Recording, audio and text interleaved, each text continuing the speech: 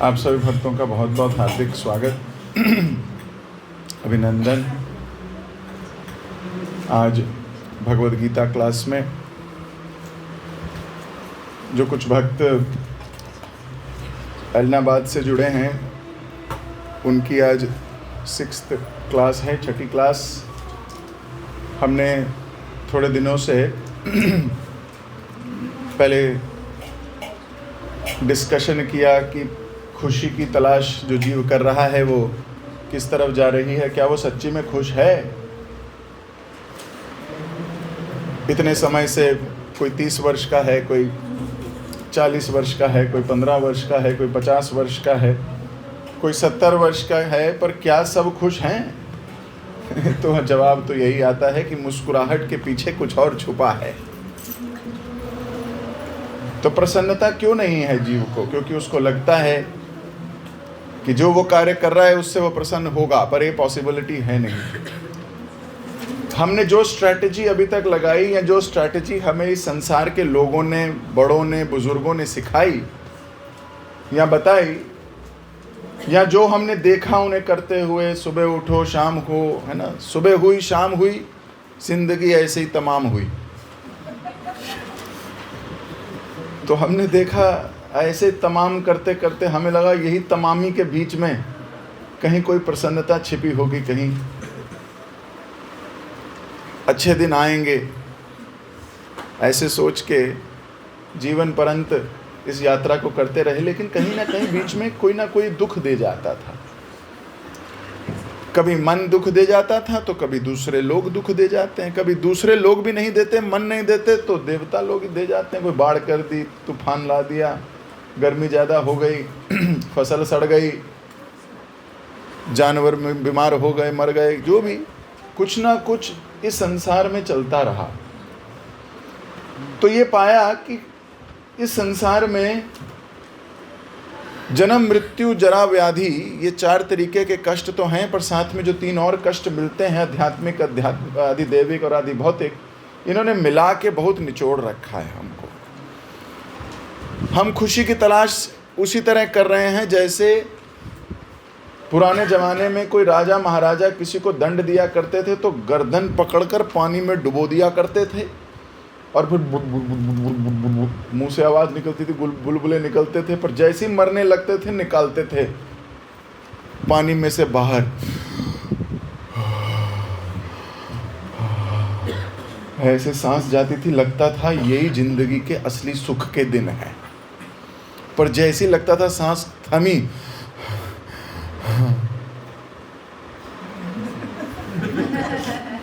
फिर वो गर्दन लेके फिर पानी के अंदर, और फिर शुरू होता था, फिर निकलते। तो खुशी देखा जाए तो उतनी ही है जितनी 2 दुखों के बीच में। एक दुख गया तो लगता है खुशी हो गई, थोड़ी देर में दूसरा दुख आ जाता है। तो 2 दुखों के बीच के गैप को इंसान सुख समझ लेता है, और वो इस गैप को बढ़ा नहीं पा रहा।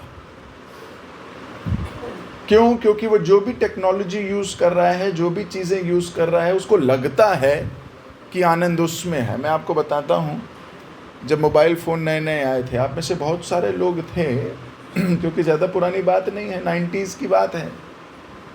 तो जब पहले मोबाइल थे, पहले पेजर आए, पेजर, ये भी बड़े ध्यान से घुसे हैं हमारे जीवन में पूरे।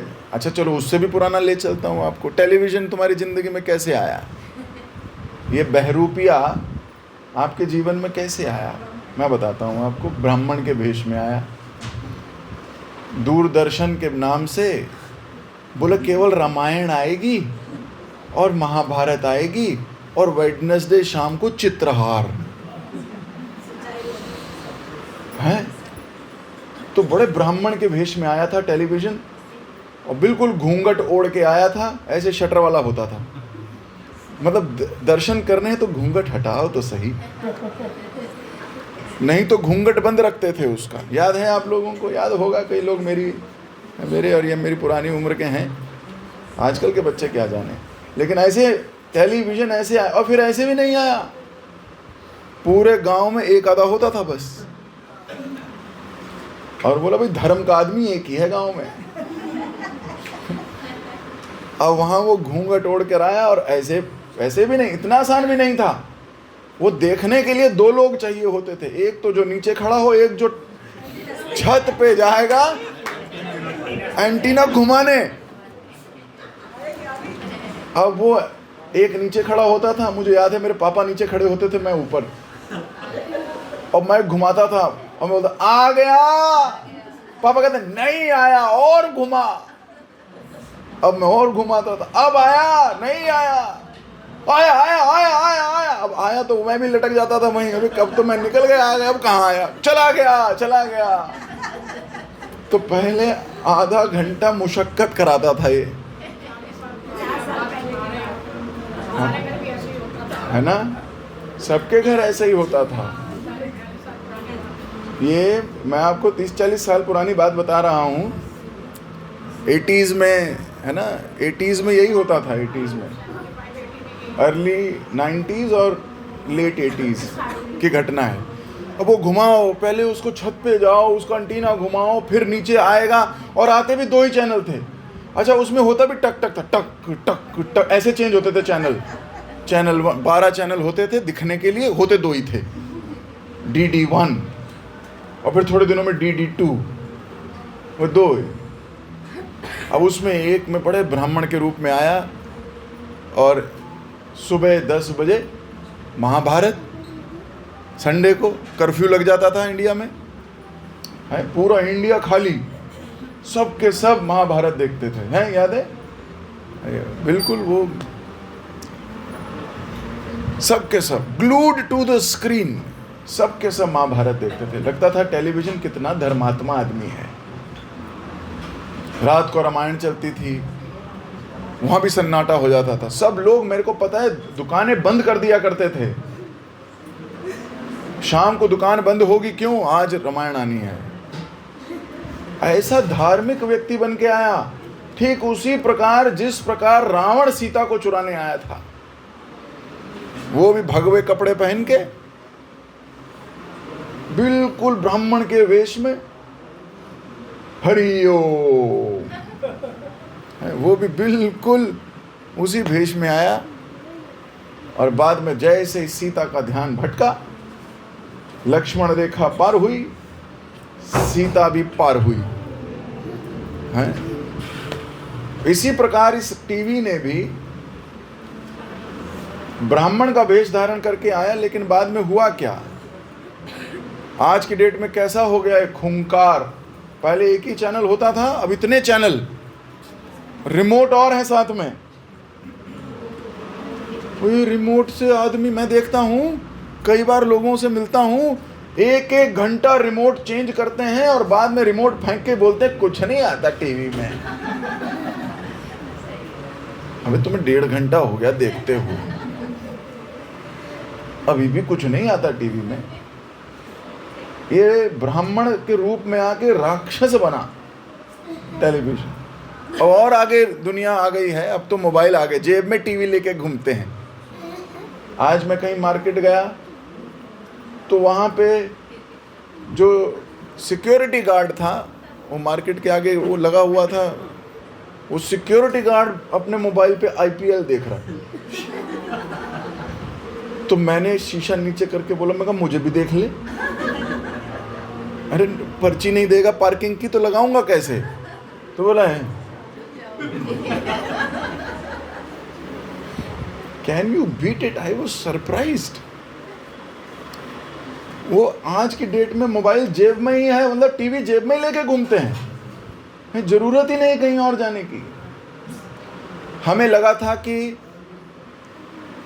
टेलीविजन बढ़िया वाला आ जाएगा ना तो खुशी मिलेगी शायद, क्योंकि एक के घर में होता था, सबके घर में जाया करते थे देखने। एक दिन मन करता था यार अपने घर में भी हो तो कितनी अच्छी बात है।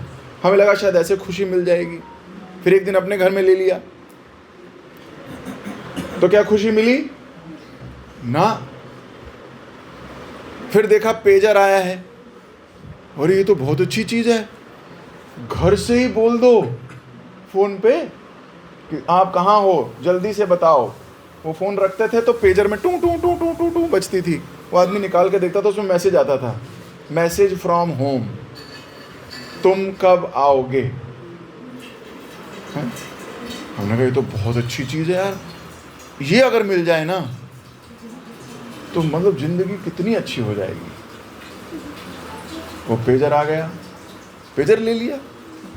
पेजर के बाद देखा किसी के पास मोबाइल है, वो ऐसे इतना लंबा मोबाइल आता था, देखा हमने, वो मोटोरोला का आता था उस ज़माने में, एक है ना, इतना मोटा मोबाइल था, किसी को जान से मारने का हथियार, एक दे के मारो फटाक वो ख़त्म हो जाएगा, आदमी सर्वर फूट जाए उससे, इतना हथौड़ा। और जेब में लेके ऐसे लेके घूमते थे, और पता मज़ा भी बहुत आता था। दुनिया को ईंट लेके जा रहे हैं, इतना भारी और फिर भी ऐसे दिखाते थे। है, मुझे याद है 24 रुपए की आउटगोइंग कॉल होती थी, 16 रुपए की इनकमिंग है। 24 रुपए तो मिस कॉल किया करते थे कि मिस कॉल आ गई तो समझ लो घर से कॉल आई है। हमें लगा यार ये मिल जाए ना मोबाइल, मतलब चलते चलते पेजर तो चलो मैसेज देता था, आवाज़ थोड़ी आती थी, चलते चलते बात हो सकती है, कितनी खुशी होगी अगर ये मिल जाए। थोड़े सालों में वो ले लिया, इतना मोटा मोबाइल। फिर थोड़ा समय थोड़ा सा ही आगे गया कि छोटे छोटे मोबाइल आने लगे। वो पैनासोनिक D92 आता था एक, पता नहीं तुम्हें याद होगा कि नहीं, नोकिया 3310।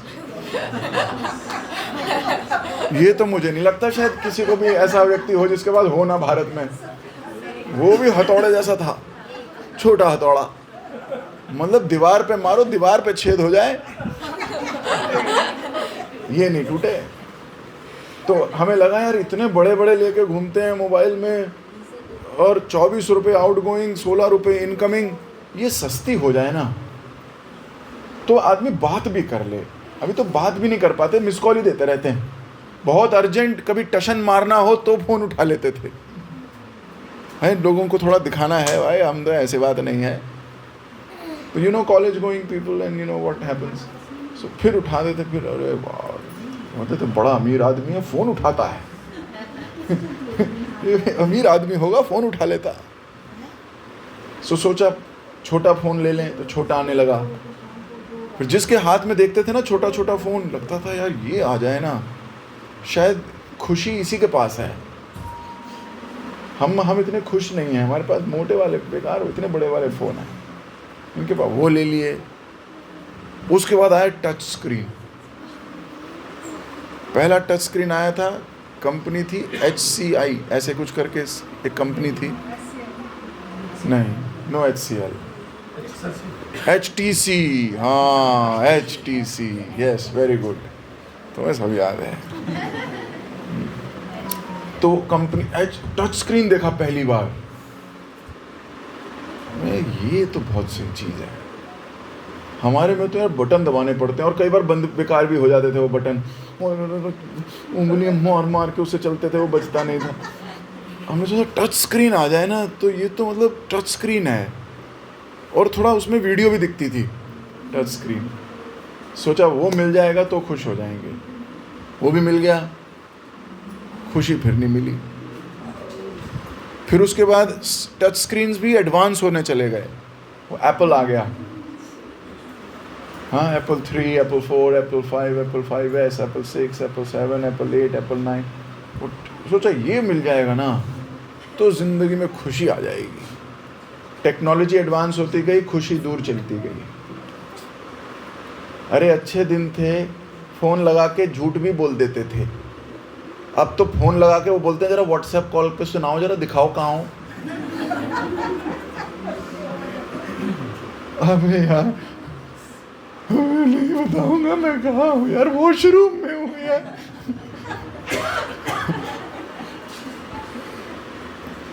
लेकिन आप सोचिए कहाँ गई खुशी, खुशी कहीं और ही चली। हमें लगा टेक्नोलॉजी हमें खुशी दे देगी, तो आप बहुत बड़े परेशानी में हो, प्रॉब्लम में हो, ये टेक्नोलॉजी खुशी नहीं दे सकती। सोचा था ट्रेन में ना ट्रैवल करेंगे ना, ट्रेन के AC वाले कंपार्टमेंट में यार, तब माना जाएगा यार कुछ बात है हमारे में। वो AC में ट्रैवल किया तो लगा कोई ऐसी खास खुशी नहीं है। नहीं नहीं यार, एरोप्लेन जो होता है ना उसकी अलग ही बात है। अब वो एरोप्लेन में ट्रैवल करते करते सड़ गए कई भक्त हमारे, है कि नहीं, बेचारे परेशान हो जाते हैं, अबे फिर जाना है महीने में 20 दिन बाहर, तो क्या सोचा था खुशी मिलेगी, हाँ, देयर इज नो खुशी। तो एक बार मुझे याद, एक भक्त बता रहे थे, वो गए एरोप्लेन में बैठने लगे, तो जो कैप्टन थी उसकी, तो उसने बोला hello welcome, we promise take offs, we promise take off. तो इसने पूछा what about landing man,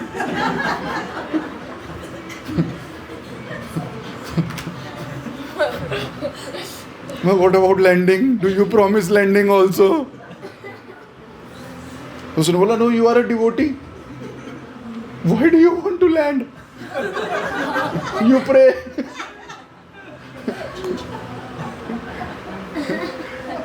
He was saying, इसीलिए शायद एयरपोर्ट को टर्मिनल बोलते हैं, terminal, terminate, they only promise take off but no landing। So aeroplane भी ऐसा खुशी, मतलब जिन्होंने नहीं बैठे उनको हो सकता है हमें एरोप्लेन पे बैठना है, वो बैठ भी बहुत बार बैठ जाओगे तो भी ऐसा नहीं कि खुशी मिल गई अब। सो इस संसार में आप जितना भी ढूंढ लो खुशी इसमें है, खुशी चीज़ों में है नहीं, खुशी वस्तुओं में नहीं है। तो हमने पहली क्लास में ये समझा कि जिसको हम खुशी कह रहे हैं वो खुशी है नहीं। मेरा बेटा हो जाए तो मैं खुश हो जाऊंगी, तो बेटा हो जाता है। वो बेटा पढ़ ले तो मैं खुश हो जाऊंगी, वो पढ़ने लगता है। बेटा बड़ा हो जाए मैं खुश हो जाऊंगी, बड़ा होने लगता है। इसका विवाह हो जाए तो मैं खुश हो जाऊंगी, विवाह हो जाता है। मेरी बुढ़ापे की लाठी बने तो मैं खुश हो जाऊंगी, वो लाठी मारता है। अरे भाई कहाँ गई खुशी? ये संसार में जिसको आप खुशी मानते हो वो है नहीं, इसलिए भगवान ने इसको कहा दुखालयम। तो हमने ये डिस्कशन किया कि जिस तरीके से हम खुशी ढूंढ रहे हैं वो तरीका ठीक नहीं है। जिस तरीके से हम खुशी ढूंढ रहे हैं वो तरीका ठीक नहीं है। ऐसे तो खुशी नहीं मिली। 35 साल हो गए, 40 साल हो गए, 45 साल हो गए, पूछूं खुश हो तो पहली बार तो बोल दोगे हाँ हाँ। अंग्रेज छोड़ गए एक चीज, हाउ आर यू। अब मैं आईसीयू में मिलने गया किसी को, डॉक्टर से मिला, डॉक्टर ने बोला मैक्सिमम 2 दिन। तो मैं उसके कंधे पे हाथ रख के पूछ रहा how are you, I am fine Babuji. मैंने कहा आर यू फाइन, तो कुछ बोल नहीं पाया, आंसू निकला बस। तो मैंने कहा ये कितने धोखे में हम रहने लगे एक दूसरे को, कितना धोखा देने लगे। किसी से भी पूछो how are you, I am fine, I am great. ये दुनिया बताएगी यू आर ग्रेट या you yourself are calling you are great. पर 4-5 मिनट बैठो तो समझ में आ जाती है कितना फाइन है। 2-4 प्रश्न के बाद वो बताता है नहीं मेरी जिंदगी में बहुत कष्ट चल रहा है, एक्चुअली पैर टूट गया है, ये हो गया, कल ये हो गया था, परसों ये हो गया, एक्सेट्रा एक्सेट्रा। इंसान खुश नहीं है। तो जो स्ट्रैटेजी हम लगा रहे हैं खुशी की वो स्ट्रैटेजी ठीक नहीं है। इसका मतलब कुछ और करना पड़ेगा खुश होने के लिए। This is first. Second day हमने डिस्कशन किया क्या भगवान होते हैं। ये डिस्कशन हुआ क्या भगवान होते हैं, तो आदमी बोल देता हाँ जी होते हैं, पर क्या प्रूफ है ये किसी को नहीं पता। कोई भी डंके की चोट पर या फुल्ली कन्विंस होके शायद नहीं बोल पाता कि होते हैं। उसके मन में 1% होता है शायद नहीं होते, या कोई डंके की चोट पर यह भी नहीं बोल सकता कि नहीं होते। कहीं ना कहीं उसके मन में भी रहता है कि कोई तो है यार, कुछ तो है यार। मैं गुलाब जामुन खाता हूं अंदर डाइजेशन हो जाता है, हाँ कुछ तो है मेरे में भी। अपने आप बारिश आ जाती है, अपने आप गर्मी आ जाती है, अपने आप सर्दी आ जाती है, अपने आप फूल खिलने लगते हैं। अरे वो पौधा लगता है जमीन में, फूल खुलता है, मैं अपना पैर गाड़ूं तो निकलेगा क्या फूल? मैं तुम्हारा पैर गाड़ दूं जमीन में तो मुंह से क्या आएगा? कोई बोले नहीं, जमीन में ताकत है। अगर जमीन में ताकत है तो आपका पैर गाड़ के मुंह में से, आंख में से कोई ऐसे लता निकलती है क्या? निकल जा रही नहीं निकलती। कुछ तो है। लोग सोचते नहीं कुछ तो है भाई, भगवान कुछ तो होते होंगे। तो हमने सेकंड क्लास में तो बहुत डिटेल में पढ़ा, सीखा, सुना, आप सबने भी सुना था। Creation employees a creator. अगर कोई चीज दिख रही है बनी हुई तो उसके पीछे उसका कोई क्रिएटर होगा। ये एसी लगा हुआ है तो इसे किसी ने बनाया है। ऐसे ही इसे भी किसी ने बनाया है, इस बोतल को भी किसी ने, इस माइक को भी किसी ने। तो भाई इसको भी तो किसी ने बनाया होगा। इस फूल को किसी ने बनाया होगा ना, ये अपने आप आ गया। क्रिएशन इम्प्लाइज अ क्रिएटर, हमने ये पढ़ा था। इसका मतलब कोई तो है जो क्रिएट कर रहा है। Law implies a law maker. जो इस संसार में लॉ चल रहे हैं, दिन के बाद रात होगी। कभी ऐसा हुआ कि कई बार दिन के बाद दिन ही हो गया और सूरज बोले सॉरी मैं भूल गया था। ऐसा हुआ कभी आपकी जिंदगी में, आपके पापा जी की जिंदगी में, आपके पड़पापा की जिंदगी में? कभी हुआ किसी की जिंदगी में? ऐसा कभी नहीं हुआ। ऐसा सिर्फ एक ही बार हुआ था। हमारी हिस्ट्री बताती है ऐसा सिर्फ एक बार हुआ, जब श्राप मिला था। सूर्यदेव को बोल दिया गया था कि तुम मरोगे नहीं। इसकी कहानी किसी और दिन सुनाऊंगा, रामकथा जब करूंगा, क्योंकि सुग्रीव और वाली का जन्म होना था। वो एक दिन था जब सूर्यदेव को छुट्टी मिली थी, वन डे। उससे आज तक सूर्य कभी ऐसा नहीं हुआ कि अस्त नहीं हुआ हो। सूर्य उगेगा तो सूर्य अस्त होगा। तो ये लॉ है। गर्मी पड़ेगी, गर्मी के बाद बारिश आएगी, ये लॉ है। उसके बाद पतझड़ होगी या स्प्रिंग आएगी, ये लॉ है।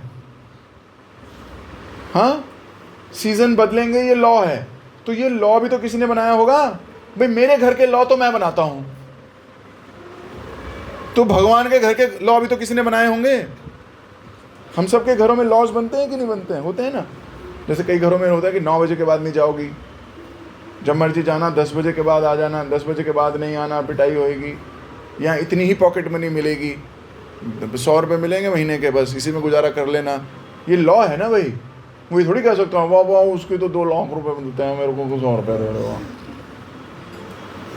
ऐसा बोलते हैं, ऐसा नहीं हो सकता भाई। तुम्हारे घर, उसके घर का अलग लॉ है, हमारे घर का अलग लॉ है। सो जब हम अपने घर के लॉ बनाते हैं, या अपनी कंपनी के लॉ होते हैं, हमारी कंपनी के भी लॉ होते हैं। भाई 10 दिन की EL मिलेगी, 4 दिन की CL मिलेगी, 4 दिन ML मिलेगी, बस यही है जी। कंपनी के लॉ भी कोई बनाता है। ऐसे ही संसार में भी तो लॉ चल रहे हैं कि अगर मैं इसको छोड़ दूंगा तो ये नीचे गिरेगा। ये लॉ है। ऐसा कभी नहीं हुआ कि मैंने छोड़ा और ऊपर चला जाए। मैं बहुत बार हो गया, नीचे गिर गया, अब मैं ऊपर जा रहा हूं। ऐसा कभी नहीं होगा। ये गुरुत्वाकर्षण लॉ है।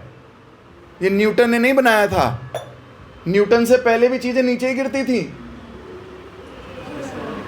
Law implies a law maker. कोई तो हुआ जिसने लॉ बनाया। तो हमने ऐसे कई चीजें डिस्कस करी थी जिससे ये पता लगे कि कोई है जो इन सब चीजों को कंट्रोल कर रहा है।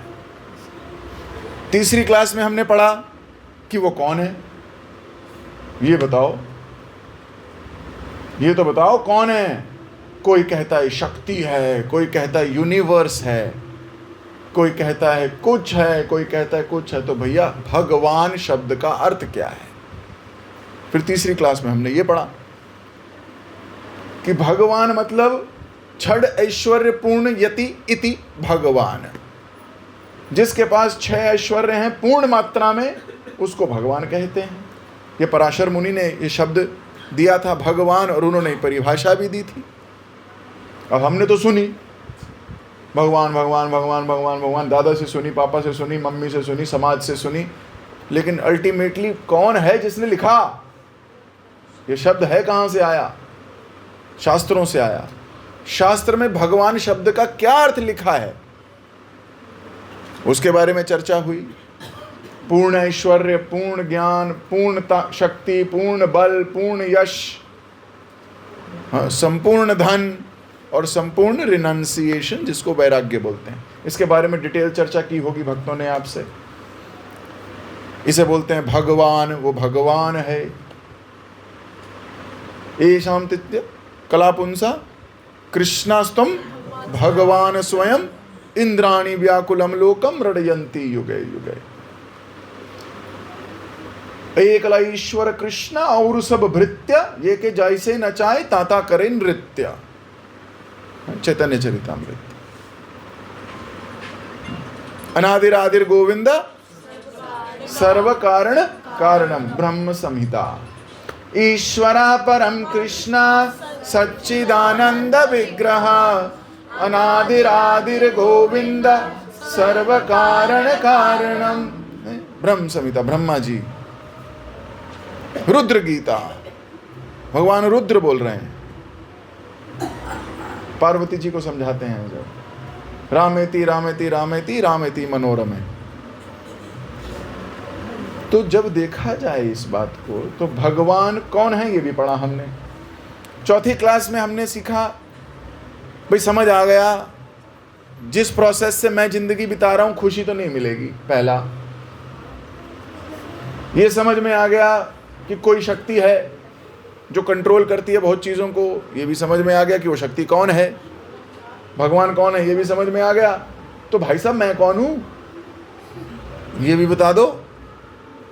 तो चौथी क्लास थी हु एम आई, भाई मैं कौन हूं। मिस्टर शर्मा हूं, मिस्टर वर्मा हूं, मिस्टर ढींगरा हूं, मिस्टर बेदी हूं, मिस्टर चौबे हूं, मिस्टर त्यागी हूं, भाई मैं हूं कौन। तो इसके बारे में भी बड़ी डिटेल चर्चा हुई थी कि मैं कौन हूं, शास्त्र क्या कहते हैं हमारे बारे में। तो उसका उदाहरण लिया गया था, है ना, चश्मे का, कुर्ते का, याद होगा आप सबको कि हम कौन हैं। तो हम वहां से निकल के आए कि हम लोग शरीर नहीं है, हम क्या हैं? आत्मा। सच्ची में ये हैं, वो अलग बात है हम बोले कुछ भी, क्योंकि बचपन से वही घुसा हुआ है दिमाग में, तो वही बोलते रहते हैं। मेरा नाम गौरव है, मेरा नाम विमलेश है, मेरा नाम करहिया है, मेरा नाम अपूर्व है। वो घुस गया इतनी बार इस संसार की कंडीशनिंग से, जैसे एक कपड़े में डाई कर दो ना पक्का रंग, और किसी को भी दिखाओ ये क्या है, वो कहेगा लाल कपड़ा। ये क्या है? लाल कपड़ा। ये क्या है? लाल कपड़ा। अरे भाई लाल तो उसका रंग है तो कपड़ा। वो कपड़ा भी भूल गया है कि वो कपड़ा है, वो कहता है मैं लाल कपड़ा हूं। तो वही हाल हमारा है, हम भूल गए हैं हम हैं कौन, और हम इस संसार की चकाचौंध में अपने को देखते रहते हैं, और फिर शीशे के आगे जाके देखते हैं मैं कौन सी लिपस्टिक में अच्छी लगती हूँ, कौन सी ड्रेस, कौन सा कलर अच्छा जचता है। ये सब हमारे बाहरी आवरण हैं। दूसरे अध्याय में भगवद गीता में भगवान इसके बारे में डिटेल में बताते हैं। देहिनो यस्मि यथा देहे कौमारम यौवनम जरा तथा देहांतर प्राप्ति धीरस्तत्र न मोह्यति। ये शरीर बार बार चेंज होता है कि नहीं होता है। अपनी बचपन की फोटो देखी है नन्नू से, और कई बार तो दिखाने में भी शर्म आती है, नंगू थे और क्या दिखाएं किसी को, भाई मैं नहीं हूं, ये मैं नहीं हूं। वो इतने से गोदी में छोटे छोटे, अभी इतने बड़े हो गए। आप बताओ शरीर बदला कि नहीं बदला? शरीर बदल गया। साइंस कहती है 7 वर्ष में आपका शरीर में एक भी सेल पुराना नहीं रहता। दिस इज मटेरियल साइंस कहती है 7 साल बाद आपके शरीर में एक भी सेल पुराने वाला नहीं है। तो बताओ भाई, अगर 21 साल के हो तो 3 बार शरीर बदल चुके हो। आपका शरीर इस शरीर में रहते हुए भी बदलता है। देहनुअस्मि यथा देहे कौमारम यौवनम जरा।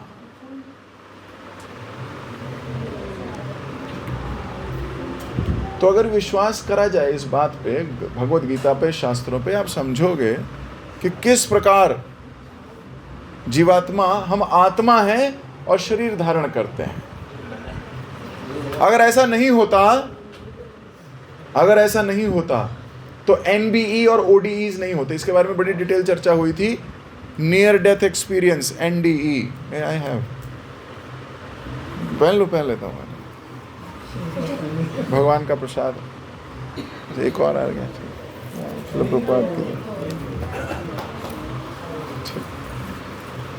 ये मैं समझना कोई नेता का माला है।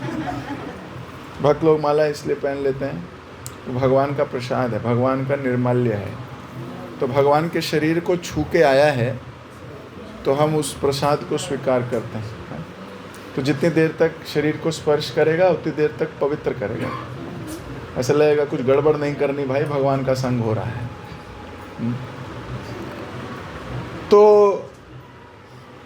चौथी क्लास में हमने सीखा कि हम कौन हैं। हम आत्मा हैं, हम शरीर नहीं है। और एक उदाहरण से सिखाया गया होगा, है ना, मेरा चश्मा है, मेरी शर्ट है ना, मेरा पेन, मेरी घड़ी। ऐसे ही जब पूछा गया मेरा चश्मा, यानी कि मैं चश्मा नहीं, मेरा चश्मा यानी कि मैं अलग हूं, चश्मा अलग है। मेरी शर्ट, मैं अलग हूं, शर्ट अलग है। मेरे टॉप्स, मैं अलग हूं और ये टॉप्स अलग हैं। मेरी उंगली, मैं अलग हूं, उंगली। मेरा शरीर, मैं अलग हूं। भाई इतनी छोटी सी बात है, मैं अलग हूं और मेरा शरीर अलग है। मैं अलग कौन हूं? तो मैं आत्मा हूं। इसके बारे में चर्चा हुई। अगर आप शरीर ही होते तो वो 6 फुट, 7 फुट, 3 फुट, 4 फुट का जो आदमी बैठा है, लेटा है मरने के बाद, तो भाई वो तो वही है, फिर उसे पकड़ के रखो ना। आप बोलते नहीं, he passed away. Who passed away? आत्मा। शरीर नेवर पास अवे। और आत्मा कभी मरती नहीं। भगवान ने बोला, कौन सा श्लोक है वो? नयनम छिदन्ति शस्त्राणि, नयनम दहति पावका, न चैन क्लेदयन्तापो, न शोचयन्ति मारुतः। सो भगवान बोलते हैं ये आत्मा को कोई मार नहीं सकता, कोई काट नहीं सकता। तो आप वो हो। अभी देखो कैसा कॉन्फिडेंस आ रहा है। अच्छा, मुझे कोई मार नहीं सकता है? पर हम क्या करते हैं, कोई गाली दे दे तो, मान लो कोई आपको गाली दे दे, मोटी कहीं की, और तुम तो उसका मोटापा बना दो उसी दिन। अरे उसने किसको गाली दी? तुम्हारे शरीर को। एरिस्टोटल को एक दिन कुछ लोग मारने आए। एरिस्टोटल ग्रेट फिलोसोफर रहा है अपने ज़माने का। तो जब लोग मारने आए उसको, तो उसने बोला, you can't even see me and you want to kill me. बोले तो मुझे देख तो सकते नहीं, मुझे मारने आए हो? अरे मेरे शरीर को ही तो मारोगे, मुझे थोड़ी मार सकते हो। भगवत गीता पढ़ता था, इसलिए ज्ञान पता था। हम तो सारी जिंदगी अपने को शरीर ही मानते रहे, शरीर के अकॉर्डिंग ही काम करते रहे, शरीर को ही चुस्कियां दिलाते रहे। इसलिए अंतरात्मा कभी प्रसन्न नहीं हुई। आप एक घर का ध्यान रखो, सारी चीजें चमका के रखो, लेकिन घर वालों का ध्यान ना रखो। तो क्या आनंद आएगा? युद्ध हो रहा होगा घर में, है कि नहीं? अध श्री महाभारत कथा, है ना? घर का नाम भी होगा महाभारत निवास। This is a special house. क्या करते हो? सुबह कथा, दोपहर कथा, शाम कथा। कौन सी? युद्ध कथा। युद्ध होता है जी हमारे घर में। क्या फायदा? आप घर का ध्यान रखो और घर वालों का ध्यान ना रखो तो गड़बड़ है। इसी प्रकार आप शरीर का ध्यान रखो पर शरीर के अंदर जो आत्मा है उसका ध्यान नहीं रखो तो गड़बड़ है। तो चौथी क्लास ये थी। पांचवी क्लास आई, अच्छे लोगों के साथ बुरा क्यों होता है? ये आदमी अपने को सोच के बोलता है। ये आदमी अपने को सोच के बोलता है, मैं इतना भला मानस, मैं कभी किसी के साथ गलत करा नहीं प्रभु जी। हाँ, ऐसे बहुत लोग मिलते, प्रभु जी मैंने कभी जानबूझकर किसी को गलत कहा नहीं, अनजाने में 2-4 गालियां दी हैं। मैंने कभी जानबूझकर, प्रभु जी मैंने चींटी को भी नहीं मारा प्रभु जी, मुर्गे खाए हैं, बकरे खाए हैं, लेकिन मैंने चींटी भी नहीं मारी प्रभु जी। मतलब मेरा ना दिल पसीज जाता है प्रभु जी, वो चींटी देखता हूँ ना पैर की, तौबा तौबा।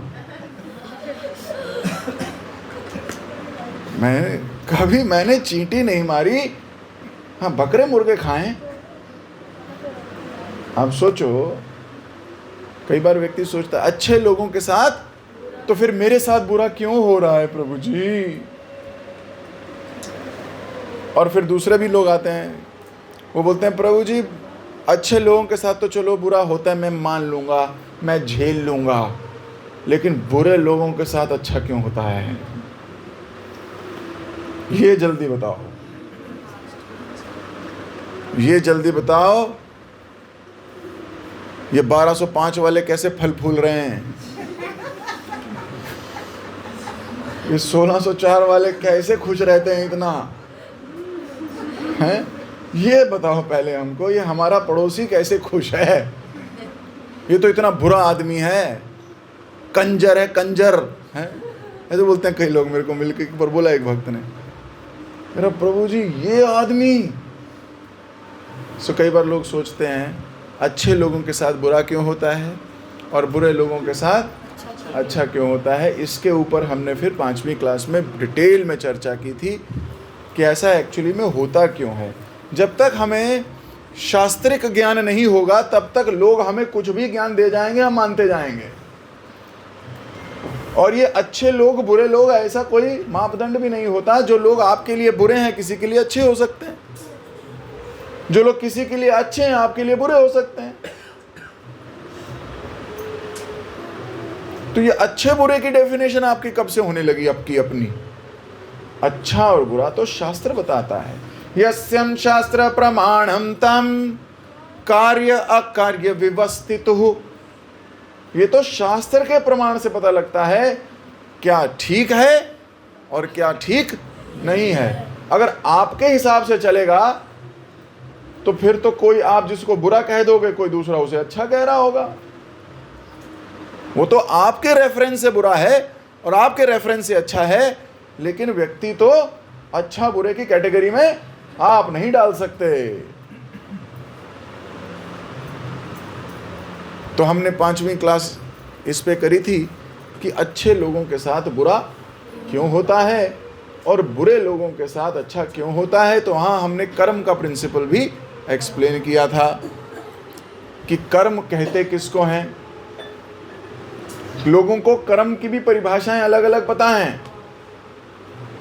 वो कहते हैं मैं कसाई हूं तो मेरा कर्म कसाई का ही है और कर्म ही पूजा है प्रभु जी, तो मैं रोज पूजा करता हूं। ये कोई पूजा नहीं हुई, ये कोई पूजा नहीं हुई। हाँ, कर्म ही पूजा है। कई लोगों को कर्म का प्रिंसिपल भी गड़बड़ दिखता है। अपने दिमाग से अपने आप को श्रेष्ठ बताने का प्रयास करते हैं। ये हम सबकी बीमारी है। हम सब की एक बड़ी बीमारी है, वैसे तो 4 डिफेक्ट हैं हमारे में, पर ये सबसे बड़ा डिफेक्ट है, चीटिंग प्रोपेंसिटी है हमारे में, धोखा देने की प्रोपेंसिटी है हमारे में। कुछ गलती हो जाए मानते ही नहीं, कोई गलती हो जाए मानेंगे ही नहीं, पहले डिफेंड करेंगे। क्या करेंगे? डिफेंड करेंगे। आप अपने को, आप देखोगे कभी कुछ हो जाए तो आप पहले अपने को बोलोगे मेरी वजह से नहीं हुआ,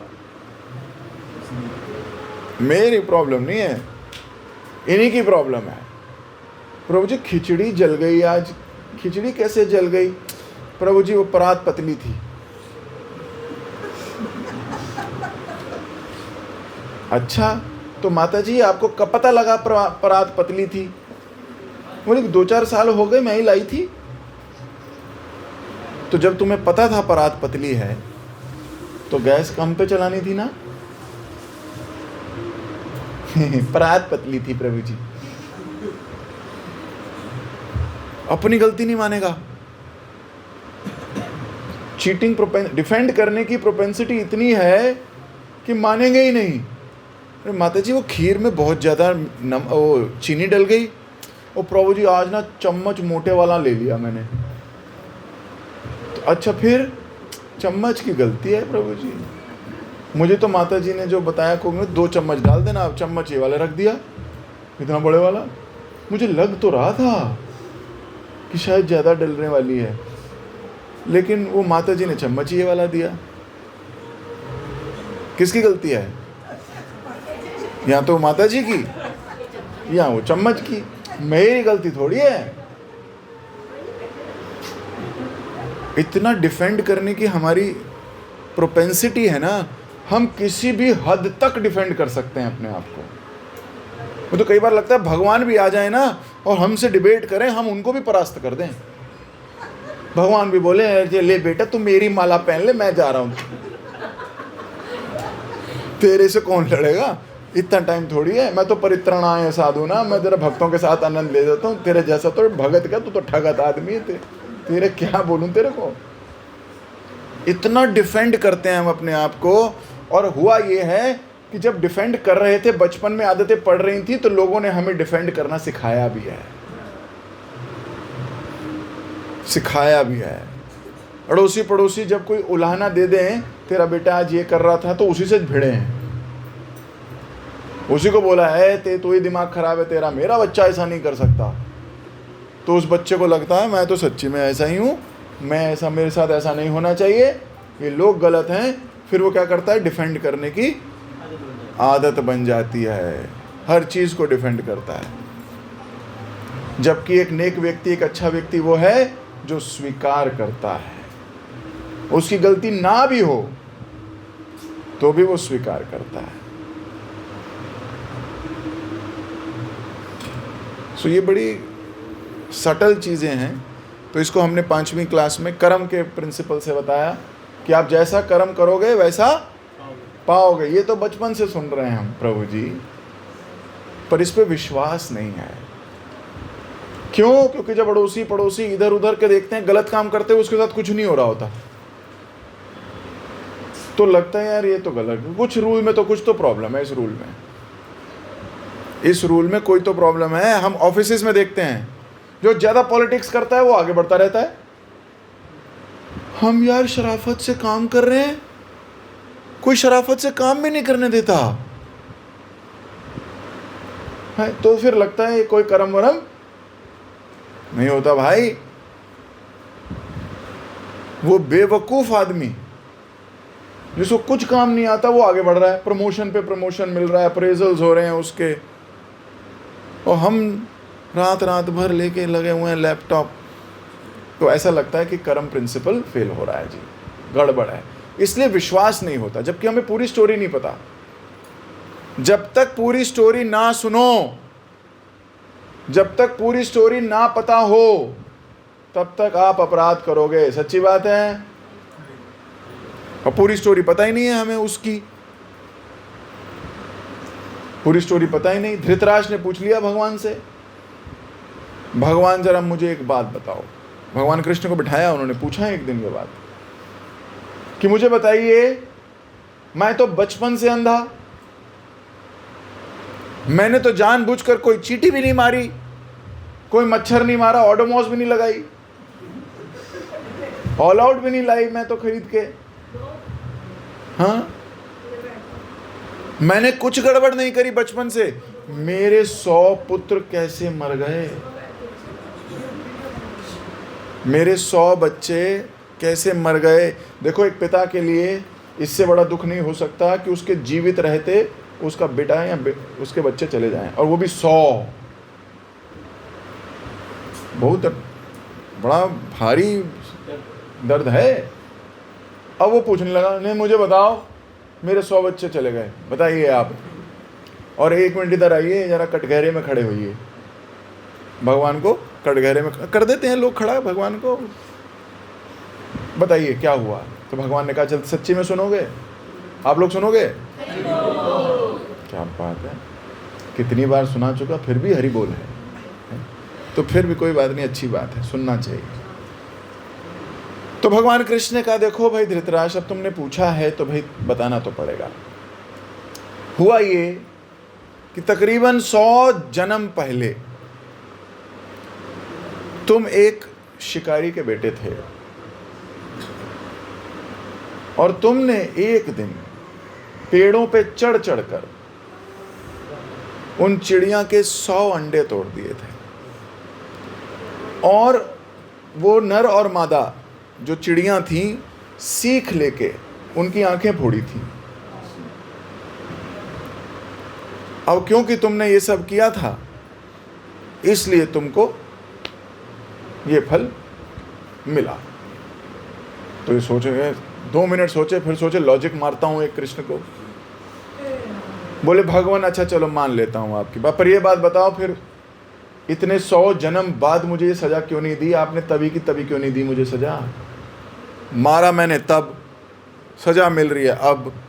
कई बार लोग सोचते हैं ना कि भाई अगर मैंने गलती करी तो तभी सजा देते ना, आज क्यों दे रहे हो? मेरे पुराने जन्मों के फल मुझे अब क्यों मिल रहे हैं? क्या तुम्हारा मुनि माया नहीं? क्या अकाउंट रिकंसाइल करने वाला कोई नहीं है आपके पास? अरे उस फिस्कल ईयर का उसी ईयर में क्लियर करो ना, तुम डेबिट क्रेडिट चेक बाद में क्यों लगाते हो? कंपनी वाले क्या करते हैं भाई, मार्च 31 डेडलाइन, आपका केस यहां क्लोज होता है, अगले तो भाई अगले साल में बात करेंगे, फॉर्म 16 रिलीज्ड। तो ये पूछ लिया उसने भी, मेरा फॉर्म 16 उस साल में क्यों नहीं दिया फिर तुमने? इतने साल कैसे लगा दिए? ये तो गलत बात है। भगवान उसी जन्म में हिसाब किताब कर लेते मेरा। सुनना चाहोगे भगवान ने क्या कहा? अच्छे बच्चे हो तुम, अच्छे भक्त हो। भगवान ने कहा कि देखो धृतराष्ट्र, एक पुत्र प्राप्त करने के लिए जितने पुण्य कर्म चाहिए होते हैं, मुझे तुम्हें 100 पुत्र देने थे, उतने पुण्य तुमने ही जमा करने में इतने वर्ष लगा दिए, इतने जन्म लगा दिए। तो जब तक तुम्हारे वो पुण्य कर्म इकट्ठे हुए, वो यही जन्म था। मैंने अपना हिसाब किताब एकदम सेटल रखा है, लॉ वही है, तुमने टाइम ज्यादा लिया है। अगर तुम उतने पुण्य उसी जन्म में कर देते तो ये साहब उसी जन्म में मिल जाता आपको। और ये ऐसा कर्म का सिद्धांत है जिसमें मैं भी दखल अंदाजी नहीं करता, भगवान भी दखल अंदाजी नहीं करते। आपका मन है अभी प्रसाद पाने का या आपका मन है छोड़ जाने का, ये डिसीजन आपका है। भगवान इसमें दखल अंदाजी नहीं करते। कई बार लोग बोलते हैं, करते हो तुम कन्हैया, ये सब झूठे लोग हैं, ऐसा कभी नहीं सोचते, वो बोलते हैं बस, ऐसा कभी नहीं सोचते। वो क्या सोचते हैं, हम ही करते हैं। नहीं तो पराठा बना के जब खिलाया था बच्चे को, हम अपने पति को पूछते नहीं हो कैसा बना, तब बोलते हो क्या कन्हैया ने बनाया? जब सैलरी मिल रही होती है 7 तारीख को, तो क्या बोलते हो, मैंने नहीं किया, माई बॉस माई मैनेजर, करते हो तुम कन्हैया, सैलरी भी उनको दे दो। जिसने करा है उसको सैलरी दो ना। फिर वहाँ क्या कर, सैलरी खुद देते हो, कन्हैया को देते हो? बताओ। हमारे कन्हैया प्रभु बहुत खुश हो रहे हैं, बोले चाहे कुछ भी हो एंड में मुझे दे देना। यही करते हैं, इन्हें पकड़ लेंगे हमें। यहीं बैठे हैं कन्हैया प्रभु, तो सोच रहे हैं ये तो मेरे लिए, मेरे ऊपर गाना लिखा गया है। तो ऐसा हम केवल बोलते हैं, हम फील नहीं करते कि भगवान कर रहे हैं। जो भी काम किसी को बोलो ना, प्रभु जी यात्रा जा रही है, चलोगे हमारे साथ, वृंदावन जा रहे हैं, भगवान देखो ले जाएंगे, बुलाएंगे तो चले जाएंगे। हाँ, तुम्हारे घर में ईमेल आएगी, हैं, तुम्हारे घर में ईमेल आएगी, व्हाट्सएप आएगा भगवान का, I am Krishna, I am instructing you, come to Vrindavan, हैं? फिर जब डिस्को का इनविटेशन आता है तो फिर भी बोलते हो भगवान देखेंगे तो मैं चला जाऊंगा। वहां तो टिप टॉप होके गाड़ी में पेट्रोल फुल करा के पहुंच जाते हो। ये झूठ बोल नहीं बोलना चाहिए। भगवान, आपको क्या लगता है भगवान सुनते नहीं, देखते नहीं? He knows everything. अभी बुलावा नहीं आया प्रभु जी। भाई जब उनका बुलावा आएगा ना, उनका वो खतरनाक बुलावा होता है, पहले भक्त का बुलावा ही सुन लो, भगवान का तो बाद में सुनोगे। नहीं प्रभु जी अभी बुलावा नहीं आया। एक भक्त को मैं कंठी पहना रहा था, पिछले हफ्ते की बात है, तो कंठी पहनने लगी वो माता जी। तो मैंने बोला माता जी आप कंठी पहन रहे हो तो लहसुन प्याज चाय छोड़ देना। बोले चाय ना छोड़ूं। मैंने कहा माता जी आप कंठी पहन रहे हो तो एक कुछ चीज कृष्ण के लिए छोड़ दो। बोले वो छुड़ाना चाहे तो छुड़ा दे, मैं ना छोड़ू। मैं कहा तुम माता जी तुम क्या करोगी? बोले मैं कंठी पहनूंगी। मैं कहा चाहे कृष्ण छोड़ेंगे, मैं ना छोड़ू। तो कई बार संसार में लोग they don't want to do anything by themselves. जो करनी चाहिए ना, धर्म वाली बात है, उसको बोलेंगे कृष्ण करेंगे, वो करा देंगे तो कर लूंगा। और जो सारे गड़बड़ घोटाले होते हैं ना वो खुद करते हैं, उस पर उन्हें भगवान की याद नहीं आती है। इसलिए बड़ा कर्म का प्रिंसिपल बिल्कुल क्लियर होना चाहिए व्यक्ति को। हालांकि बहुत कॉम्प्लिकेटेड प्रिंसिपल है। आप कोई भी कार्य किस उद्देश्य से कर रहे हो, वो कर्म, सकाम कर्म और विकर्म अकर्म, इन सब के पैरामीटर में फंसता है। आप कुछ कार्य करते हो किसी लालच से, तो आपको उसका कर्म भोगना पड़ेगा।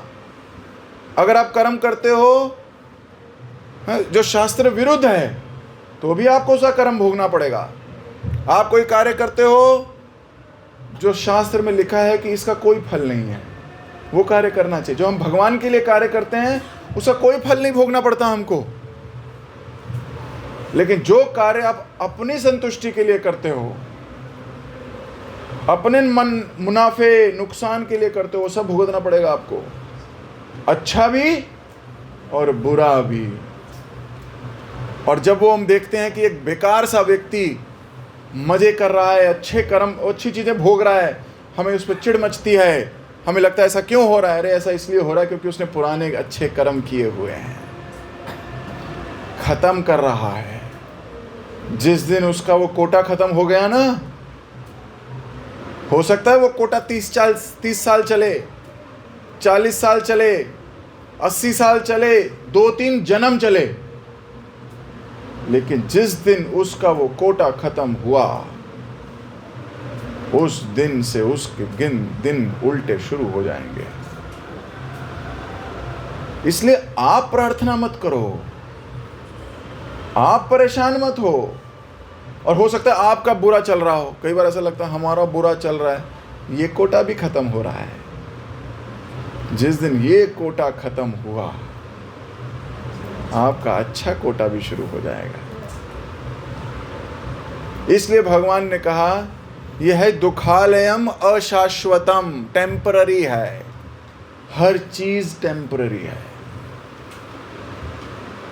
हर चीज टेम्पररी है।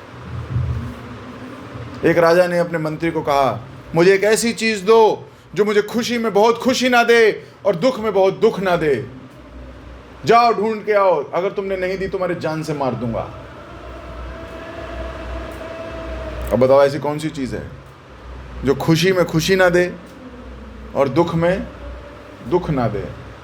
तो उसने पर्ची पे लिख के दिया, दिस टू शैल पास। अगर बहुत खुश हो तो भी यही पढ़ो, दिस टू शैल। ये खुशी के दिन भी चले जाएंगे, तो आपको बहुत ज़्यादा खुशी होगी नहीं, आप सेटल रहोगे कि ये टेम्पररी है, मैंने पुराने कर्मों के कारण खुशी भोग रहा हूँ अभी। और जब बुरे दिन आ रहे हो फिर उसी को पढ़ो, क्या? दिस टू शैल पास। बुरे दिन भी चले जाएंगे, कोई भी चीज़ परमानेंट नहीं है इस संसार में। हम जीवात्माएं इस संसार में आई हैं, परमानेंट नहीं आई हैं। आप लोग कितने लोग गए हो घूमने कभी? मनाली, कश्मीर, वृंदावन, यहाँ कहीं घूमने गए हो? गोवा? अरे गोवा पे बहुत हाथ खड़े हो गए। अच्छा मुझे बताओ, जब वहाँ गए थे तो क्या मैं मकान बुक किया था? खरीदा था, जमीन खरीदी थी, प्लॉट लिया था 100 गज, 200 गज, 400 गज का? यहाँ कोई देखी होगी कौन सी सोसाइटी अच्छी है, ऐसा देखा था? क्या किया था? गए थे, किराए पे रहे थे, 1 दिन 2 दिन 3 दिन होटल में, और चुपचाप वापस आ गए थे। सच्ची बात है। इसका मतलब जहां हमें टेम्पररी रहना होता है वहां हम दिमाग नहीं लगाते ज्यादा। तो भाई संसार में टेम्पररी हो, यहां काहे का दिमाग लगाते हो? यहां तो प्रभु जी बिनानी सीमेंट सदियों के लिए है? सरिया लगाऊंगा, राणा सरिया। ये वाला सरिया भाई साहब करोड़ों साल जिए। मेरे को बताओ, करोड़ों साल जियोगे क्या? पर मकान करोड़ों सालों वाला लेना है हमको। इतना मन है रहने का, इस शरीर के बाद कॉकरोच बन के वहीं आना है? नहीं, टेम्पररी प्लेस है, इस पे ज्यादा दिल नहीं लगाया जाता। जब व्यक्ति आध्यात्मिकता में स्थिर हो जाता है, आध्यात्मिकता में बढ़ जाता है, उसको इस संसार की बुराइयां बांध नहीं पाती, दुखी नहीं कर पाती, और इस संसार की अच्छाइयां अट्रैक्ट नहीं कर पाती। इस संसार का चकाचौंध अट्रैक्ट नहीं करेगा उसको। मेले में गए हो? कितने लोग कभी मेले में गए हो? सभी गए हो? Very good. अब मेले में जाओ, क्या होता है? आदमी जैसे ही मेले में जाता है, आइए आइए आइए, मौत का कुआं, मौत का कुआं, आइए आइए आइए आइए, उधर आइए आइए आइए, चाट पापड़ी, चाट पापड़ी, आपड़ी चाट पापड़ी, आइए आइए आइए आइए, आइए आइए आइए, देखिए लड़की घूम रही है, लड़की घूम रही है, लड़की घूम रही है, मौत के कुएं में घूम रही है, घूम रही है, आइए आइए आइए, जोकर का गेम, जोकर का गेम, जोकर का गेम। अब वो आदमी आता है, इधर से आवाज आ रही है, आइए आइए आइए, मौत का कुआं, मौत का कुआं। इधर देखता, चाट पापड़ी, चाट पापड़ी, चाट पापड़ी, आइए आइए, गोलगप्पे, चाट पापड़ी। अरे तुम्हें भूख तो नहीं लग गई? हाँ प्रभु जी, शाम के इतने बजे ऐसी बातें करोगे तो क्या और क्या लगेगा हमको? यही लगेगा। तो मेले में घुसते ही ये मेले वाले अट्रैक्ट करने के लिए कोशिश करते हैं आपको। वो जीवात्मा को खींचते हैं इस तरफ, मेरी तरफ आओ, मेरी तरफ आओ। इधर देखोगे वो कहेगा मेरी तरफ आओ, मेरी तरफ आओ। आदमी सब चीजें सुनता है और फिर अपने दिमाग में एनालाइज करता है, ज्यादा मजा कहां आएगा? पैसे 100 रुपए हैं जेब में, मम्मी ने इतने दिए हैं। अब वो क्या करता है, वो बच्चा क्या करता है, वो ढूंढता है कि ज्यादा मजा कहां आएगा। आप अपने ऊपर भी आजमा सकते हो। आप जहां सबसे बेकार एडवर्टीजमेंट हो रही हो, बेकार, वहां पे कुछ नहीं है, पर टूटे फूटे हाल है, वहां जाते हो और टिकट लिखी है 200 रुपए, कहीं लिखा टिकट 100 रुपए, कहीं लिखा, आप देखते हो कि इसमें ज़्यादा मजा आएगा मुझे। वो आपको कान से लुभाते हैं, कई बार खुशबू से लुभाते हैं। आपने देखा ये चाट पापड़ी वाले या सब्जी रेडी वाले, ये भी एक धूप बत्ती जगा के घूमते हैं। खुशबू है ना, वो किसी ना किसी तरीके से आपका ध्यान या तो आंख से या नाक से या आवाज या कान से, और कई कई तो फ्री बांट रहे होते हैं। हमारी सोसाइटी में जब भी कोई नया कुछ खुलता है ना, कोई फ्री बांट रहा होता है नीचे, ये ले जाइए, चाट ले जाइए, समोसे ले जाइए, फ्री। क्यों? जीभ से वो चाहते हैं फ्री में, ये हमारी नई चाय आई है, इसको ट्राई कीजिए, है ना। वो फ्री बांट रहे होते हैं मॉल्स के बाहर, इधर उधर आप जाओगे, वो बस आपका ध्यान आकर्षण करना चाहते हैं। तो ये संसार ऐसा ही है। जीवात्मा बड़ी पवित्र स्टेट में आती है इस संसार में, लेकिन कोई इधर से पुकारता है, कोई इधर से पुकारता है, कोई उधर से पुकारता है। जीवात्मा देखती है मजा कहाँ आएगा, ज्यादा मजा कहाँ आएगा, भटक जाती है। लेकिन जो ज्ञान में दक्ष है, जिसको इस संसार की ये सारी चीजें पता है, जैसे हमारी मम्मी जब हमें भेजा करती थी स्कूल या नीचे खेलने के लिए भेजती थी, तो बताती थी इस व्यक्ति, इसके साथ मत दिखियो, ये गलत लोग हैं बेटा, इनके साथ मत खेलना। तो हम जब जाते थे तो सतर्क रहते थे। वो आ जाते थे खेलने तो हमें दिखता था कि मम्मी ऊपर से देख रही होंगी, हम उनके साथ नहीं खेलते थे। वो जैसे ही आते थे हम बहाना मार देते थे, कोई ओ मेरे को ना ट्यूशन जाना है, मेरे को पढ़ाई करनी है, मेरे पापा आ गए होंगे, डांट पड़ जाएगी, हम भाग जाते थे। क्यों? हमारी मम्मी ने हमें सतर्क करके भेजा है। ऐसे ही जब जीवात्मा इन शिक्षाओं को ग्रहण करती है तो वो सतर्क होकर इस संसार में जाती है। उसको पता है कोई लालच वहां देगा, कोई लोभ इधर देगा, ये संसार का अट्रैक्शन उसे अट्रैक्ट करेगा, वो कवच पहन के जाए, खुश रह सकता है, आराम से जी सकता है, कोई उसे नेगेटिव एनर्जी अट्रैक्ट नहीं करेगी। क्यों बच्चे जाके कॉलेज में या सिगरेट पीने लगते हैं, दारू पीने लगते हैं, नशा करने लगते हैं, गांजा पीने लगते हैं? क्यों? वो बच्चे जो पहले से सतर्क हैं, ट्रेंड हैं, वो नहीं होते। और वो बच्चे जो मौज मस्ती वाले हैं, जिन्होंने मौज मस्ती ही देखी है, मौज मस्ती ही की है, सबसे ज्यादा वल्नरेबल वो होते हैं। सो खुश कौन रह सकता है? जो ना चकाचौंध से अट्रैक्ट हो और ना ही बुराई के प्रति घृणा करे। ब्रह्मभूत प्रसन्नात्मा न शौचति न कांक्षति। वो प्रसन्न रहता, वो सीधा निकल जाता है। जिस प्रकार मैग्नेट लकड़ी को अट्रैक्ट नहीं कर सकती, मैग्नेट लोहे को ही अट्रैक्ट कर सकती है, तो इस संसार की बहुत सारी मैग्नेट इस लकड़ी को अट्रैक्ट नहीं करेंगी, ये चुपचाप निकल जाएगा। और वहीं अगर लोहा रूपी कीड़ा उसके अंदर बैठा है, एमआरआई वाले एरिया में गए हो कभी? ईश्वर ना करे कभी जाना पड़े, वहाँ लिखा होता है magnetic field 1.5 Tesla, 1 Tesla 2 Tesla, बहुत हाई फील्ड है।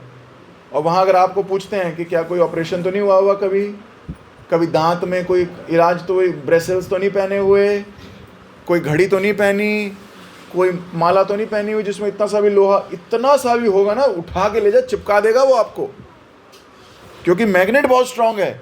पर लकड़ी पहनी है बस, कपड़े पहने हैं बस, तो आराम से आप निकल जाओगे उसके अंदर से। तो इस संसार को एमआरआई रूम समझिए, और इन भौतिक इच्छाओं को, गंदगी को आप क्या समझिए? लोहे। चिपक जाएंगे, फट जाओगे, मर जाओगे, समझ में नहीं आएगी। तो इस पे हुआ था हमारा कर्म का सिद्धांत। इसमें हमने एक छोटे से उदाहरण से समझाया होगा कि बड़े बड़े ड्रम होते थे गांव में, साइलोस बोलते हैं इनको। बड़े बड़े ड्रमों में एक साल अच्छी फसल हो तो मोटे मोटे दाने डालते हो, है याद है? उदाहरण ये समझाऊं ढंग से? कितने लोग चाहते हो मैं ढंग से समझाऊं 3 मिनट में? तुम फिर हाथ खड़े कर देते। ठीक है, चलो समझाता हूँ, आज्ञा है आप सबकी तो समझाऊंगा, पर 3 मिनट में। तो गांव गए हो कभी? कितने लोग गांव गए हैं कभी? Very good. गांव में जब अनाज कटता है तो गांव में ना बड़े बड़े मर्दबान से होते हैं, मर्दबान तो नहीं कहते हैं, ड्रम बोलते हैं, ड्रम होते हैं, बड़े बड़े ड्रम, इतने बड़े बड़े ड्रम।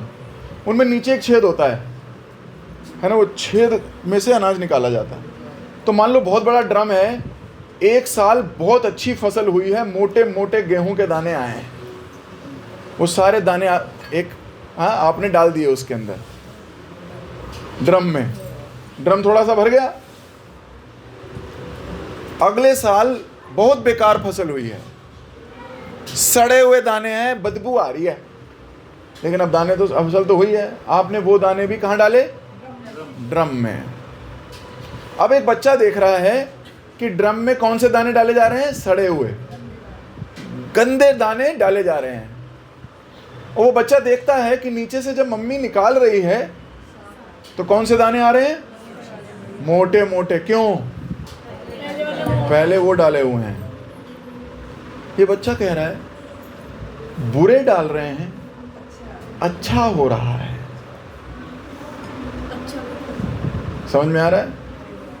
तो हम देखते हैं कई बार इस संसार में लोग बुरे काम कर रहे हैं और हो बहुत अच्छा रहा है। अगले साल मान लो और बहुत अच्छी फसल हुई, अब वो देख रहा है कि मोटे मोटे दाने डाल रहे हैं। अब कौन से दाने निकल रहे हैं? अब वो देख रहा है दाने तो मोटे डाल रहे हैं, सुंदर। आ क्या रहा है? कर्म अच्छे कर रहा हूं, इतना बुरा सड़ा हुआ फल मिल रहा है। इस छोटे से उदाहरण से आपको अपनी पूरी जिंदगी समझ में आ सकती है। कई बार लोग पूछते हैं प्रभु जी एक अच्छा कर्म कर दो, एक बुरा कर्म कर दो, ये बैलेंस क्यों नहीं होता? 1 - 1 0 क्यों नहीं होता? ये सिद्धांत बनाया इस तरीके से गया है कि 1 में से 1 माइनस नहीं होगा। उस 1 का अलग फल मिलना है, -1 का अलग फल मिलना है, बैलेंस नहीं होगा, दोनों भुगतने पड़ेंगे। तो प्रभु जी कैसे काम करें जिससे कि हमें 1 मिले ही ना नेगेटिव ना पॉजिटिव का, हम सिंपल रह सकें, आनंद में जीवन जिए, लेकिन इतनी प्रॉब्लम्स ना आए। क्या करा जाए? दुखालय में सुखालय हो कैसे? देखो, pain is inevitable but suffering is optional.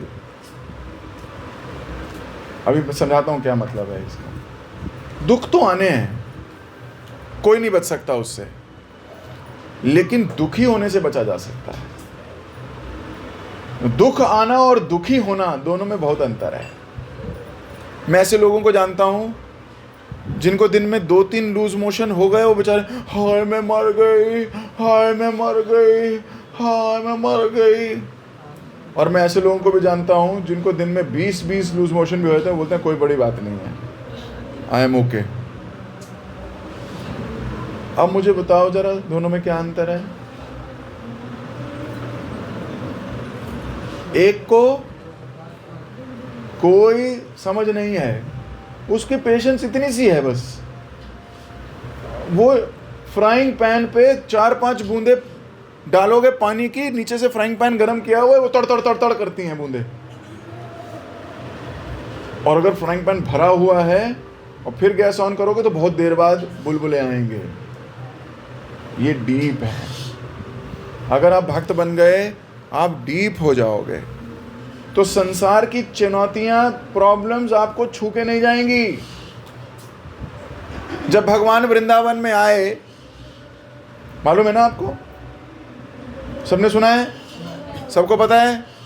भगवान वृंदावन में आए तकरीबन 5,500 साल पहले, तो क्या कंस अत्याचार कर रहा था? नहीं, इतने अत्याचार नहीं कर रहा था वृंदावन में, वहां से टैक्स अच्छा आता था उसको। जब भगवान आए तो मुझे बताओ, कंस के अत्याचार बढ़ गए या घट गए? 6 दिन में पूतना भेज दी, फिर तृणाव्रत भेज दिया, शक्टासुर भेज दिया, अघासुर, अरिष्टासुर, बकासुर, केशी, पता नहीं कितने राक्षस भेजे जा रहा था। पर मुझे एक बात बताओ, क्या वृंदावन वासियों को कष्ट हुआ? अरे दुख तो बढ़ गए। दुख बढ़ गए लेकिन दुखी नहीं हुए। कष्ट आएंगे, भक्त के जीवन में भी आएंगे, लेकिन वो दुखी नहीं होगा, दुखी नहीं होगा। ऐसा कोई नहीं है जिसके जीवन में दुख ना हो। भक्त का हृदय भगवान ऐसा परिपूरित कर देते हैं प्रेम से कि दुख नहीं होता। वहां तो रोज रात को नाइट पार्टी होती थी। जब भगवान एक राक्षस को मारते थे, ब्रिजवासी नाइट पार्टी करते थे। अबे दुख तो उसको हो रहा था जो खिलौने भेज रहा था। भाई मामा है ना, मामा का धर्म है खिलौने भेजना भांजे को, भांजे का धर्म है तोड़ना और नए मांगना। ये तो वही चल रहा था गेम, ये परंपरा वहीं से आई है। मामा बहुत प्यार करते हैं जनरली, वो मामा गिफ्ट ला के देते रहते हैं, और ये बच्चों का काम क्या है, मामा वन मोर मामा। तो दुख नहीं होगा। हम ये बिल्कुल गारंटी नहीं देते कि आपके जीवन में आप माला उठाओ, भगवान का नाम लो तो आपके कष्ट कम हो जाएंगे, पर हम ये गारंटी जरूर देते हैं कि कष्ट भले ही आए, आपको दुख होगा नहीं। अगर आपने इस प्रोसेस को अच्छे से समझ लिया तो आप हर वक्त प्रसन्न रह सकते हो। किसी ना किसी चीज में आप पॉजिटिविटी ढूंढ लोगे, कहीं ना कहीं ढूंढ लोगे। कंस को अगर भीम को जहर नहीं मिलता तो भीम को 10,000 हाथियों का बल भी नहीं मिलता।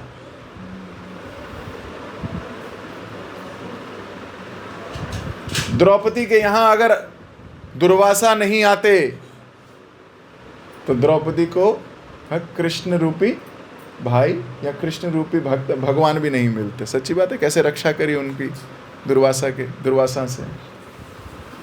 अक्षय पात्र, अगर उन्हें वनवास नहीं होता तो अक्षय पात्र भी नहीं मिलता।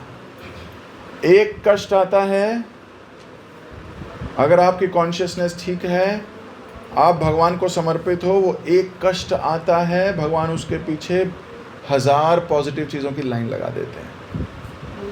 वो आपको उतना ही देते हैं दुख जितना आप झेल सकते हो। घबराओ नहीं। एक पुत्र लेते हैं तो 1000 पुत्र दे देते हैं। टेंशन नहीं लेनी चाहिए। एक परिवार छीनते हैं तो इतना परिवार दे देते हैं। भगवान की प्लानिंग को हमेशा ध्यान रखना चाहिए। There is positivity at every situation. लेकिन प्रोसेस बड़ी पेनफुल दिखती है, पर एंड इज प्लेजरेबल।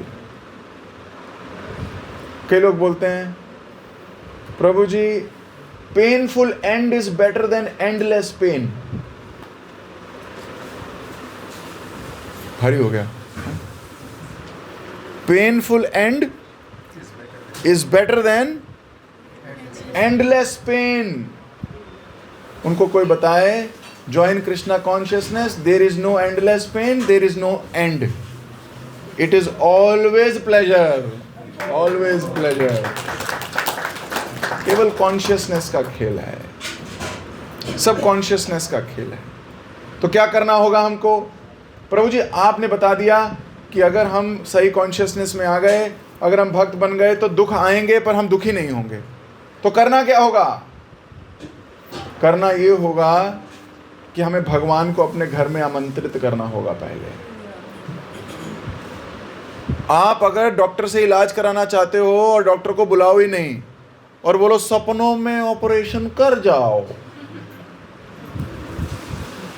होगा क्या ऑपरेशन? सपनों में कोई ऑपरेशन नहीं होने वाला।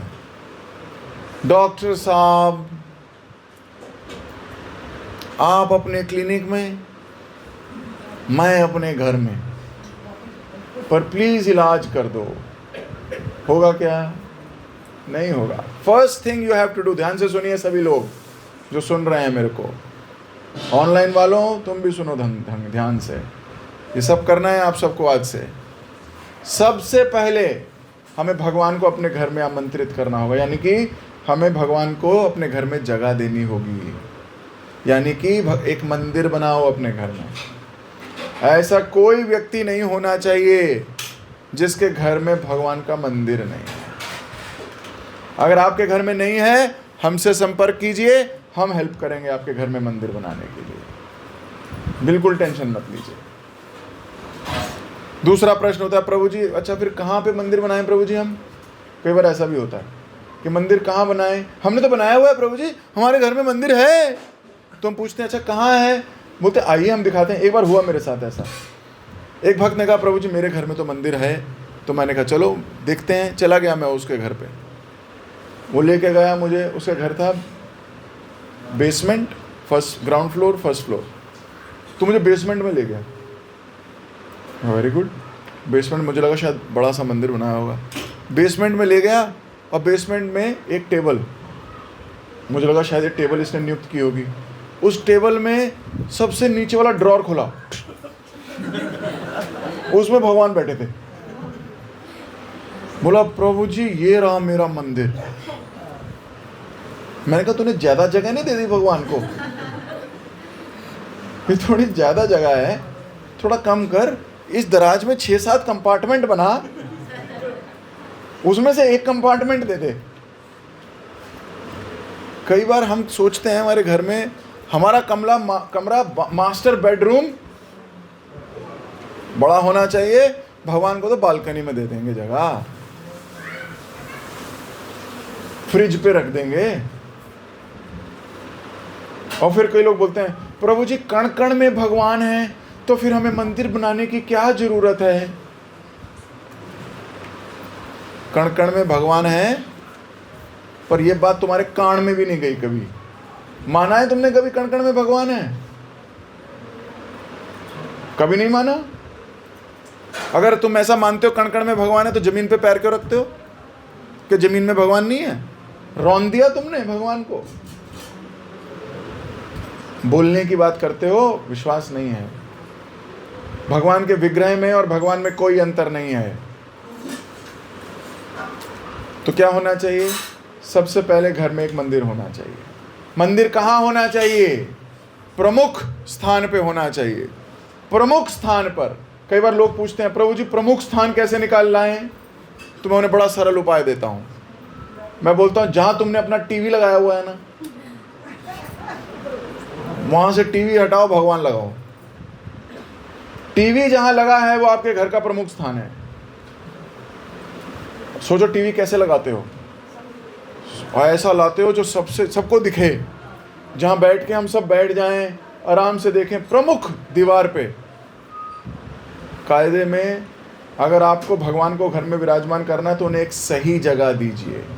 जो आए उसको लगना चाहिए इस घर का मालिक मैं नहीं हूं, इस घर का मालिक भगवान है। बड़े चाव से दिखाते हैं हमारा कमरा इतना बड़ा है, भगवान का इतना सा नहीं। ड्राइंग रूम में बैठाइए भगवान को, कोई प्रॉब्लम नहीं है। हाँ जी, कोई डायरेक्शन होता है, पर कुछ डायरेक्शन की चिंता मत कीजिए। अभी आप पाओगे जनरली ईस्ट फेसिंग होते हैं जनरली, पर ये कोई अनिवार्यता नहीं है। ठीक है। साउथ इंडिया में एक टेंपल है साउथ फेसिंग। कौन सा टेंपल है बताओ, कौन बताएगा? मेन टेंपल है साउथ इंडिया का, सर्च करना गूगल पे आज।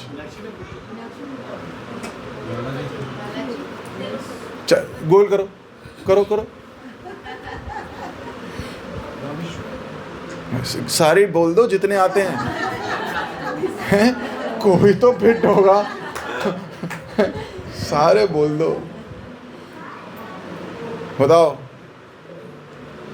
South facing temple of India, only one temple, भगवान का टेंपल है। हाँ यही बचा था।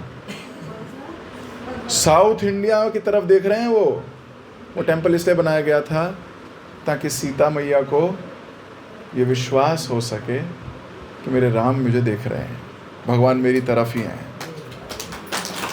भगवान मेरी तरफ हैं। और उसके और भी 2 रीज़न थे, वो हम फिर कभी बताऊंगा, अभी नहीं। लेकिन समझिए, अभी फ़िलहाल डायरेक्शन की चिंता मत कीजिए। अभी क्या चिंता कीजिए, हमारे घर में भगवान होने चाहिए और भगवान को एक प्रमुख स्थान मिलना चाहिए, पहला। दूसरा, अभी मैं सारा पहले पॉइंट बोल दूं, फिर अपने प्रश्न भूल ना जाना माता जी, याद रखना। दूसरा, घर में भगवान को भोग लगना चाहिए। ऐसा नहीं होना चाहिए कि भगवान घर में हैं, केवल जन्माष्टमी के दिन उन्हें भोग लगता है, या वो शो पीस बने हुए हैं। बिल्कुल नहीं, प्रमुख स्थान दीजिए, उनको भोग लगाइए। रोज जितनी बार आप खाते हो उतनी बार भोग लगाएंगे उनको। ये भी नहीं होना चाहिए कि मैं तो लगाती हूँ प्रभु जी। क्या लगाते हो? इलायची, मिश्री। अच्छा, तुम क्या खाती हो? मैं तो दाल मखनी शाही पनीर खाती हूँ माता जी। भगवान क्या खाते हैं? इलायची खाते हैं, इलायची दाना खाते हैं। नहीं, जो घर में बनता है पहले भगवान को अर्पित होना चाहिए। तो प्रभु जी घर में चिकन बनता है तो भाई ये भी तो बता दो। आपने बता दिया जो घर में बनता है भगवान को भोग लगाओ। प्रभु जी ने बोला था, प्रभु जी ने बोला था जो भगवान जो लगता है लगाओ। मेरे घर में चिकन बनता है, नहीं लगाना।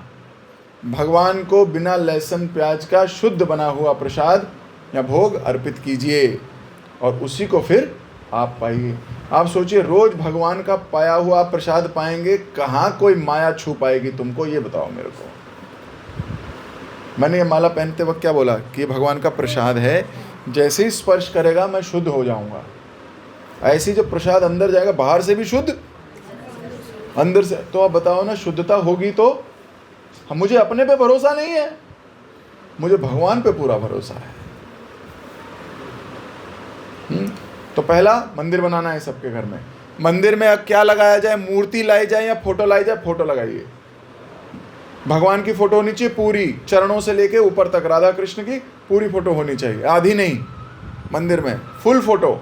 भोग उन्हीं को लगता है जहां पूरे दर्शन होते हैं। और भगवान को फोटो को रख दीजिए। अब कोई बोलता है प्रभु जी भोग लगाते हैं तो भगवान खा लेते हैं? ऐसे खा लेने हैं। मैंने 3 चपाती लगाई थी और 3 ही वापिस आई। कहाँ गई? एक कम होती तो मैं समझती भी, एक अगर कम होती तो चूहा भी है तुम्हारे घर में है जो ले गया 1 चपाती।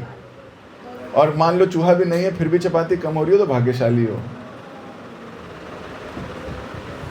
भोग लगाइए भगवान को। भगवान के बारे में कहा जाता है शास्त्रों में, अंगानि यस्य सकलेन्द्रिय निवृत्ति पान्ति पाश्चान्ति पान्ति कलयन्ति चिरम जगन्ति।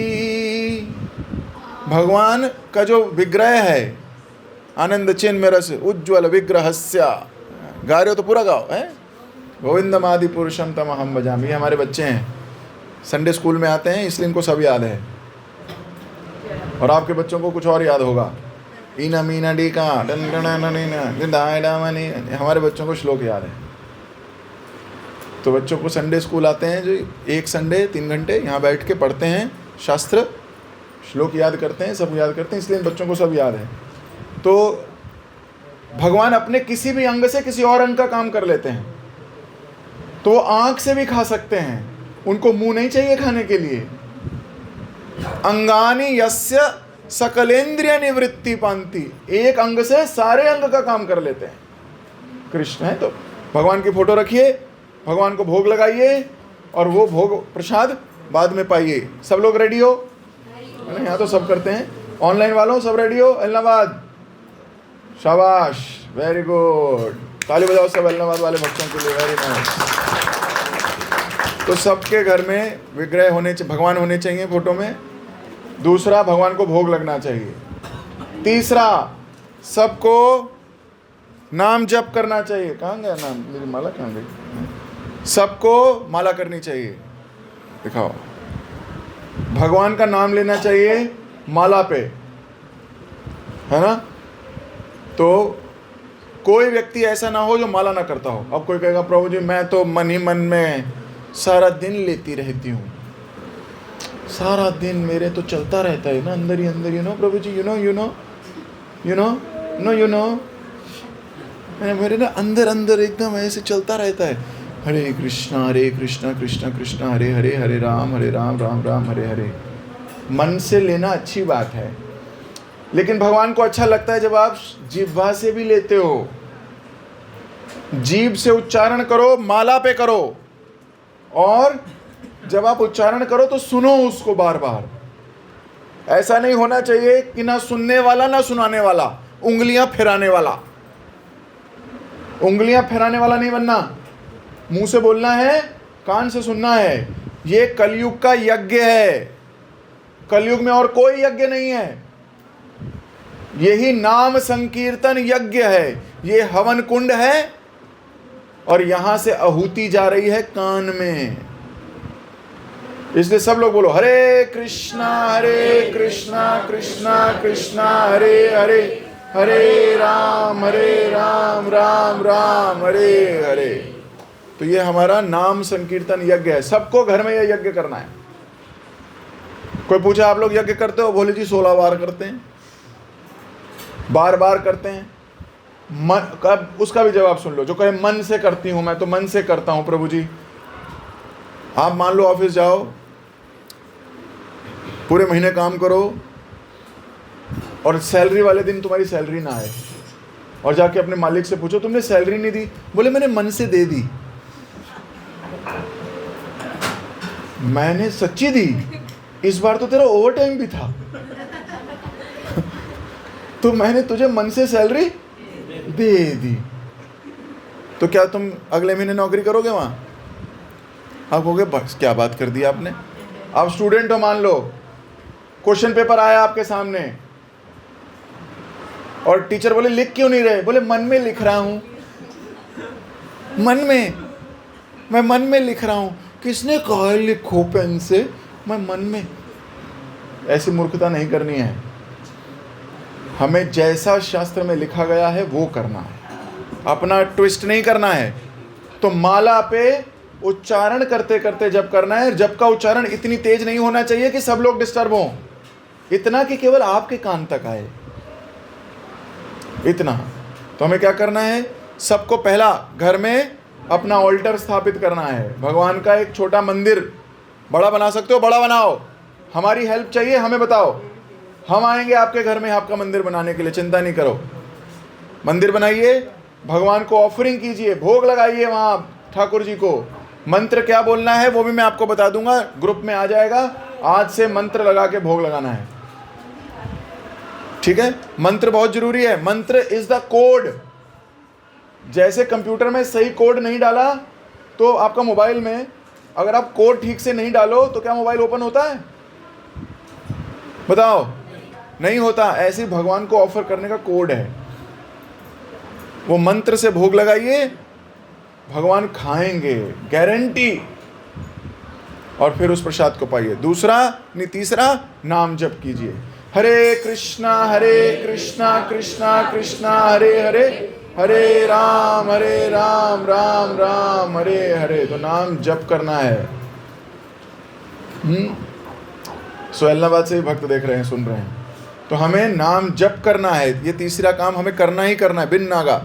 अगर आपके पास माला नहीं है तो हमारे भक्तों से संपर्क कीजिए एलनाबाद में। जो यहाँ जिनके पास माला नहीं है वो हमसे संपर्क कीजिए, पर सब के सब माला करेंगे। अब प्रभु जी कितनी माला करेंगे, कैसे माला करेंगे?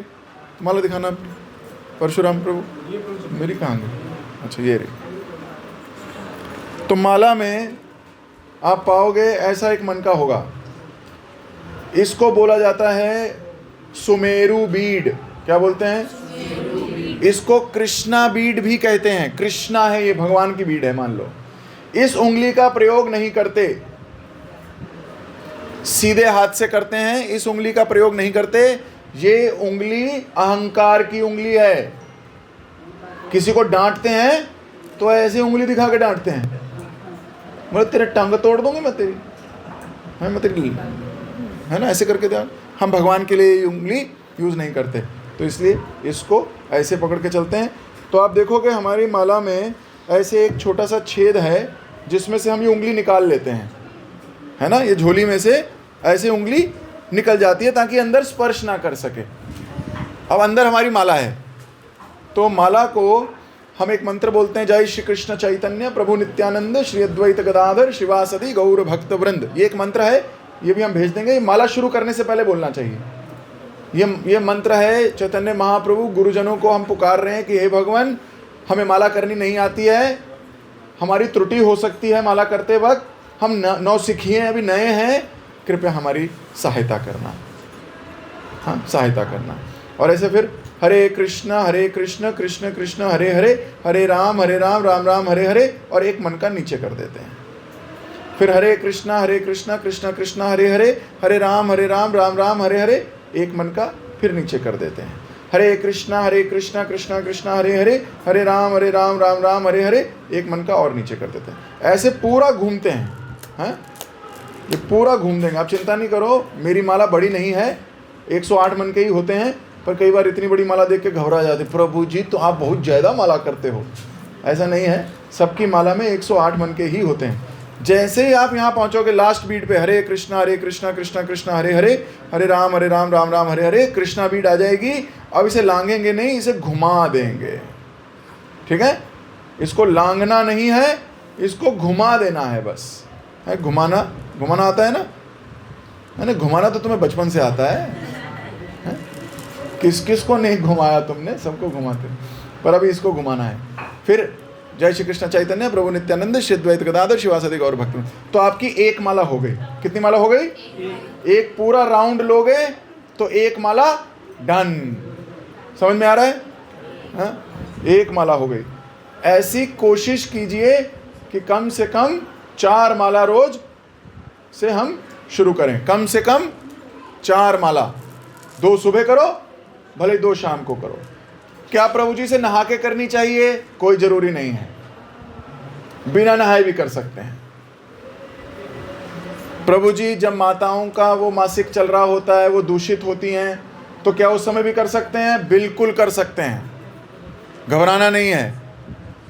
भगवान का नाम इतना पवित्र है कि उसको कोई दूषित स्टेज ये दूषित नहीं कर सकती, वो पवित्र रहेगा हमेशा, इसलिए घबराना नहीं है। उस समय भी हम भगवान का नाम लेते रहेंगे।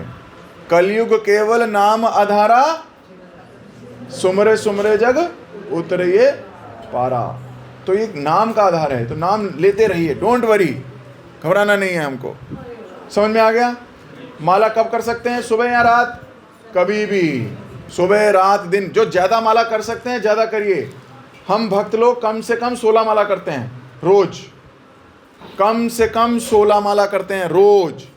बाकी आपके दिनचर्या के ऊपर है, कम से कम 4 कीजिए। जो बिल्कुल 4 भी नहीं कर पा रहे, 2 तो करिए ही करिए आज से। ठीक है?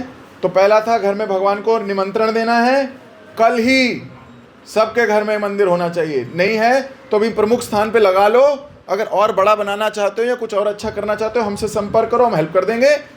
लेकिन घर में प्रमुख स्थान पे भगवान को विराजमान कीजिए। भगवान को जो घर में बनाते हो भोग लगाइए, और बनाइए सात्विक तरीके से, बिना लहसुन प्याज का। मसाले भी चेक कर लेना, कई बार लहसुन प्याज घर में नहीं आता, मसालों में सब में लहसुन प्याज होता है, चेक कर लेना।